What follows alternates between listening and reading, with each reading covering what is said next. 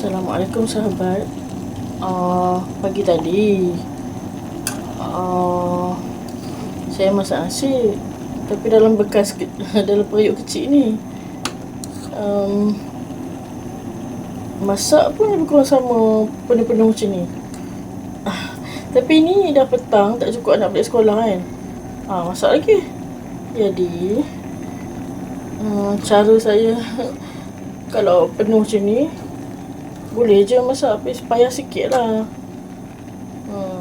Terpaksa karih guna darfur ni.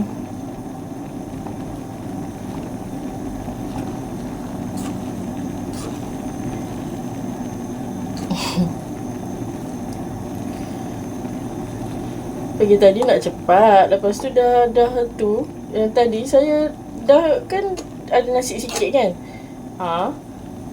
Saya terus campur je nasi.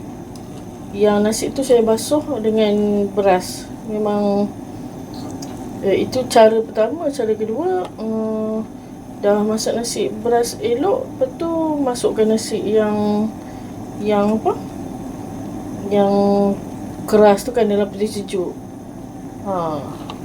Cara pertama, nasi itu terus basuh je dengan beras. Cara kedua, dah basuh beras ni, letak ni nasi yang dah letak dalam peti sejuk tu, dah macam keras sikit kan.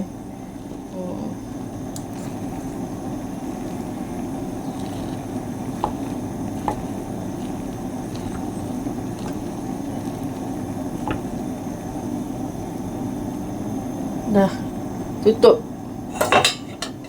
Saya tutup api, tutup periuk. Penutup dia tak ada, besar sikit. Tutup. Okey, dah.